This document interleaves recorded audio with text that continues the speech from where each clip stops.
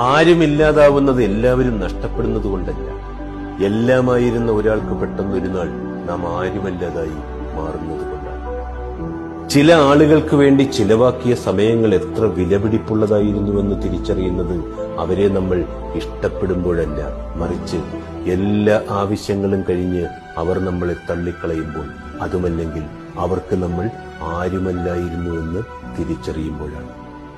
എപ്പോഴും തോറ്റുപോകുന്ന നിമിഷങ്ങൾ, അത്രയേറെ പൊള്ളുന്ന പകലുകൾ, നഷ്ടമായ നക്ഷത്രങ്ങൾ കൊണ്ട് നിറഞ്ഞ രാത്രികൾ, അപ്പോൾ അത്രയേറെ ആഴമുള്ള വിഷാദങ്ങളിൽ നിന്ന് അടർത്തിയെടുത്ത മൗനത്തെയാണ് എപ്പോഴും നാമൊക്കെ കൂട്ടുപിടിക്കുന്നത്.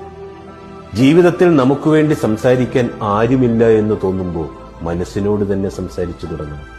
നമ്മെ ക്ഷമയോടെ കേട്ടിരിക്കാൻ നമ്മുടെ മനസ്സിന് മാത്രമേ കഴിയൂ. ആരുമില്ലാതാവുന്നത് എല്ലാവരും നഷ്ടപ്പെടുന്നത് കൊണ്ടല്ല,